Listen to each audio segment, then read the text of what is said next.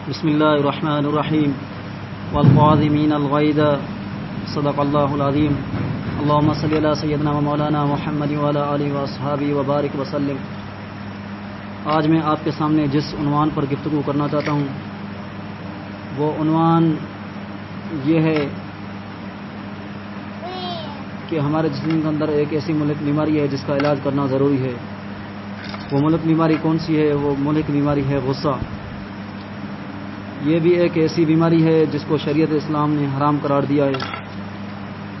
میرے کہنے کا مقصد یہ بھی نہیں کہ انسان کو غصہ نہ آئے، بلکہ غصہ تو ہر انسان کو آتا رہتا ہے، لیکن غصے کو کنٹرول کرنا چاہیے، غصے کو پی جانا چاہیے، جیسا کہ قرآن میں اللہ تعالیٰ نے فرمایا والقاظمین الغیظ، وہ لوگ جو غصے کو پی جاتے ہیں۔ دوسری جگہ ارشاد ہے الذین ینقضون الغیظ، اسی میں بھی وہی ارشاد ہے کہ جو لوگ غصے کو پی جاتے ہیں۔ یہاں یہ نہیں بتایا گیا قرآن میں کہ غصہ نہ آئے، بلکہ یہاں یہ بتایا گیا کہ جو غصے کو کنٹرول کر جاتے ہیں۔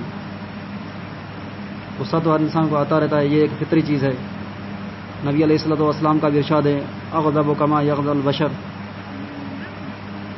کہ مجھے بھی اس طرح غصہ آتا ہے جس طرح دوسرے انسانوں کو آتا رہتا ہے، مگر حضور اکرم صلی اللہ علیہ وسلم نے فرمایا مجھے غصہ میری زبان سے بات وہی نکلتی ہے جو ہمیشہ حق ہوا کرتی ہے۔ تو یہ غصے کا کنٹرول ہونا معلوم ہوا۔ نبی علیہ الصلوۃ والسلام فرماتے ہیں کہ غصے کی حالت میں بھی میرے منہ سے وہ بات نکلتی ہے جو سچ ہوتی ہے۔ چنانچہ ایک صحابی نے پوچھا اے اللہ کے نبی صلی اللہ علیہ وسلم، میں آپ کی باتیں لکھا کرتا ہوں، کبھی آپ خوشی کے عالم میں ہوں یا کبھی آپ غصے کے عالم میں ہوں، تو کیا میں آپ کی ساری باتیں لکھ لوں؟ تو نبی اکرم صلی اللہ علیہ وسلم نے کہا کہ مجھے قسم ہے اس ذات کی جس کے قبضے میں میری جان ہے، میں غصے کی حالت میں بھی کوئی خلاف شریعت بات نہیں کرتا، بلکہ غصے کی حالت میں بھی جو میری زبان سے لفظ نکلتا ہے وہ بھی شریعت اسلام کے اندر ہی ہوتا ہے، یعنی اللہ تبارک و تعالیٰ کے بھیجے ہوئے لفظ ہوتے ہیں۔ عام آدمی کا غصہ اس کے قابو میں نہیں رہتا، چنانچہ جب وہ غصے میں آ جاتا ہے تو بس ایک ہنگامہ اس کے اندر برپا ہو جاتا ہے، اس کی عقل پر پردہ آ جاتا ہے، سمجھ ہی نہیں لگتی کہ میں کیا کہہ رہا ہوں۔ ایسے ایسے بول زبان سے نکال دیتا ہے کہ سالوں کے تعلقات انسان ایک لفظ کی وجہ سے ختم ہو جاتے ہیں، حتیٰ کہ اسی غصے کی وجہ سے انسان کافر بھی ہو جاتا ہے۔ حضرت قاضی ثناء اللہ پانی پتی رحمۃ اللہ علیہ نے اپنی کتاب میں ایک مسئلہ لکھا ہے، فرماتے ہیں کہ ایک آدمی کوئی بات کر رہا تھا اور دوسرا آدمی جو تھا اس کی بات سن رہا تھا، تو اس نے کہا کہ یہ بات تو شریعت میں لکھی ہے، تو سننے والے نے کیا کہا کہ دور رکھ شریعت کو۔ تو نعوذ باللہ، یہ کتنا انسان کے لیے ایسا لفظ ہے جس کو شریعت نے بھی حرام کر دیا۔ بندہ ایسے لفظ سے کافر ہو جاتا ہے، فقط کفر ہے، اس بندے نے کفر کا ارتکاب کر لیا اتنے الفاظ کہنے سے کہ دور رکھ شریعت کو۔ اور اگر آپ غور کریں تو کتنی ہی مرتبہ آپ لوگوں نے یا میں نے، میرے جیسے ایسے مسلمان بھی پڑے ہوں گے جن کے زبان سے ایسے کفریہ کلمات جہالت کی وجہ سے زبان سے نکلتے ہوں گے۔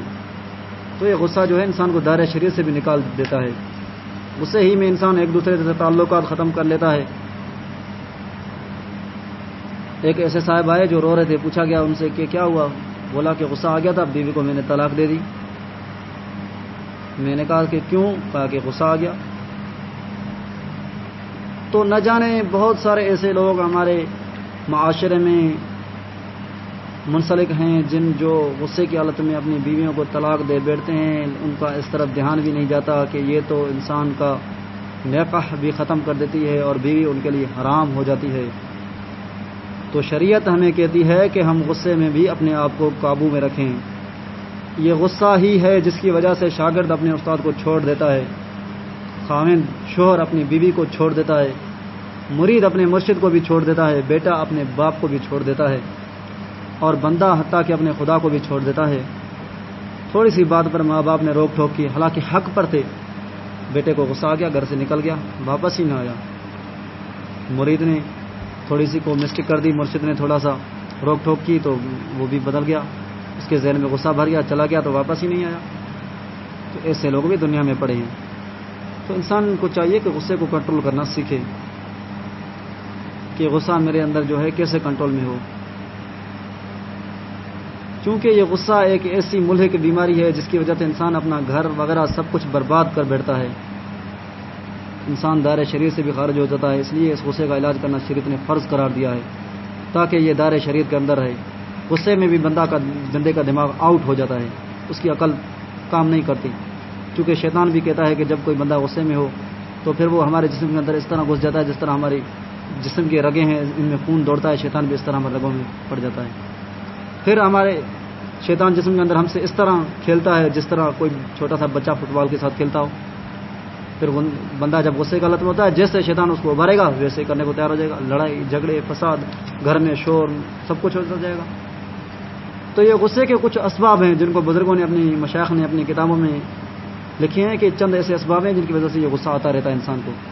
کم از کم ان اسباب کو تو پتہ ہونا چاہیے کہ یہ غصہ کن اسباب کی وجہ سے آتا ہے اور یہ غصہ ظاہر کرنے کی کون سی علامتیں ہیں اور اس غصے کو کس طرح کنٹرول کیا جائے. تو اس کے لیے بھی ہمیں تھوڑی سی اپنے اوپر مشقت اٹھانی پڑے گی, تھوڑی سی محنت کرنی پڑے گی تاکہ اس ملحق بیماری کا بھی ہمارے اندر علاج ہو جائے بھائی, تاکہ ہم اس گناہ سے بھی خود کو بچا سکیں. پہلا جو سبب ہے غصے آنے کا تو یہ تکبر ہے. اس کی وجہ سے بھی انسان کو غصہ آ جاتا ہے. اپنے آپ کو انسان دوسرے انسان سے اوپر سمجھے, دوسرے لوگوں سے اپنے آپ کو اوپر سمجھنا یہ بھی ایک غصے کی علامت ہے. پھر لوگوں پر غصہ کرنا شروع کر دیتا ہے. دوسری علامت کیا ہے؟ مذاق کرنا. کچھ لوگ مذاق بالکل برداشت نہیں کر سکتے. میرے کہنے کا یہ مقصد بھی نہیں نکالنا کہ مولوی صاحب نے کی کہ مذاق نہیں کرو. مذاق کرو, لیکن اس کے لیے بھی شریعت نے کچھ حد رکھی ہے. حد سے زیادہ تجاوز نہ کرو. ہنسی مذاق کرنا ہے, ایسے نہ ہو کہ تمہاری اسی ہنسی مذاق کی وجہ سے کسی کا دل ٹوٹ جائے اور لڑائی جھگڑے شروع ہو جائے, ایک دوسرے پر غصہ آ جائے. تو یہ بھی ایک علامت ہے, اسباب ہے غصے آنے کے. تیسرا سبب جو ہے وہ کیا ہے؟ انسان کی ایسا کام جو رک گیا. کسی کو کہا کہ میرے لیے پانی بھر کے آ, وہ اس کو چھوڑ کے کسی دوسرے کام کے لیے چلا گیا. کسی کو بولا کہ میرے لیے روٹی لے کے آ, وہ اس کو کام کو چھوڑ کے چلا گیا. تو ایسا کام جو انسان کا نہیں ہو سکا اس وقت پہ تو انسان کو غصہ چڑھ جاتا ہے کہ میں نے اس کو کیا بولا اور اس نے کیا کر دیا. تو یہ ایسے اسباب ہیں جن کو جو غصے کو ابھارتے ہیں. ان کی وجہ سے انسان کو غصہ جلدی آ جاتا ہے. اور غصے کا اظہار کرنا کیا ہوتا ہے اس کے بھی کچھ علامات مشائخ نے اپنے کتابوں میں لکھی ہیں. پہلی علامت یہ ہے کہ بندہ ایک دوسرے سے بات چیت ختم کر دیتا ہے. یہ بھی غصے کی وجہ سے ہوتا ہے بھائی. بولنا چھوڑ دیتا ہے, نہ سلام کرتا ہے, نہ کلام کرتا ہے, نہ محبت کے. بلا شک زبان پر کتنے محبت کے دعوے ہو, جب غصہ میں آئے تو بولنا بند. وہ محبت کدھر گئی بھائی؟ کیا ہوا؟ باتیں ختم. جو دوسری علامت ہے وہ یہ ہے کہ انسان اس کی طرف دیکھتا نہیں. یہ بھی ایک غصے کی علامت ہے. منہ پر 113 بخار چڑھا ہوتا ہے اس کو دیکھنے کے لیے, کبھی نہیں دیکھے گا. چاہے سامنے سے گزرے بھی نا, منہ نیچے لٹکا کے. ویسے تو کوئی نیچے منہ کر کے نہیں گھومتا آج کل, تو ہر کسی کا گردن آسمان کی طرف اڑا ہوا ہے اوپر.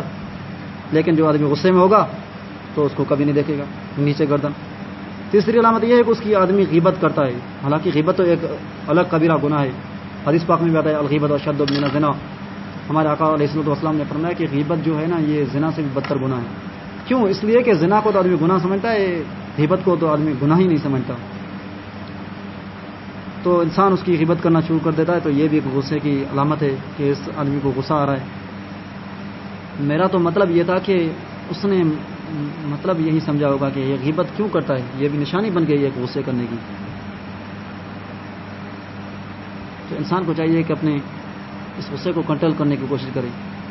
یہ ساری جو میں نے علامتیں بیان کی تو یہ ایک غصے کو ظاہر کرنے کی علامتیں ہیں کہ اسی سے حسد رکھنا, کینہ رکھنا, دل میں چھپی دشمنی رکھ لینا, اس کا مذاق اڑانا, تعلقات توڑنا, یہ سارے اس سے واسطے ختم کرنا, ملنا جلنا بند کر دینا یا احسان بند کر دینا. کسی کے ساتھ اگر کوئی بھلا کام یا احسان کرتا ہے کوئی تو غصے میں آ کے اس کو کہنا کہ یہ اس کا کام تو کیوں کر رہا ہے. تو یہ سارے روک ٹوک اس وقت ہوتی ہے جب بندہ کسی کے اوپر غصہ کرتا ہے. تو پھر اس کی علامات یہ ہیں. حتیٰ کہ لڑنے کے لیے بھی لوگ جھگڑنا شروع کر دیتے ہیں. اب یہ ساری چیزیں تو میں نے وہ بیان کی کہ یہ غصے کے آنے کے علامات ہیں یا غصے کے اسباب ہیں. اب ہمیں اس چیز کو بھی ذرا توجہ کے ساتھ جاننا چاہیے کہ اس غصے کا علاج آخر کس طرح کیا جائے. اس کا علاج بھی ہمیں شریعت نے بتایا ہے کہ غصے کا کیا علاج ہے, اس کو کس طرح کنٹرول میں کیا جائے. تو انشاءاللہ تعالی اس کو بھی کل انشاءاللہ تفصیل سے بیان کیا جائے گا.